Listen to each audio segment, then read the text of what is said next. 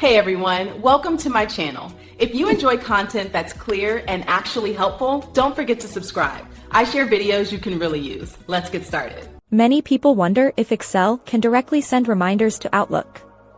The short answer is yes, absolutely, but not with a simple click. Excel itself doesn't have a built-in Send Reminder button for Outlook.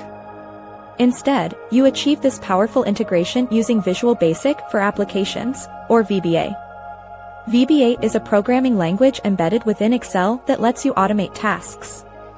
You write a small piece of code directly within your Excel workbook. This code can then read specific data from your spreadsheet, like due dates, task descriptions, or contact names. Once it has this information, the VBA code can communicate with Outlook. It can create new calendar appointments, set up tasks, or even send emails.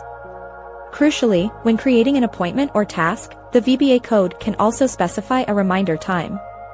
So, if you have a list of project milestones in Excel with their dates, a VBA script can automatically generate Outlook calendar entries for each, complete with a pop-up reminder a day or an hour before. While it requires a bit of initial setup and understanding of basic coding principles, there are many online resources and templates available to help. For those who prefer not to delve into code, some third-party add-ins can bridge Excel and Outlook, or you can manually export your Excel data to a CSV file and import it into Outlook's calendar or tasks. However, for true automation and dynamic reminders directly from your spreadsheet, VBA is the most common and effective solution.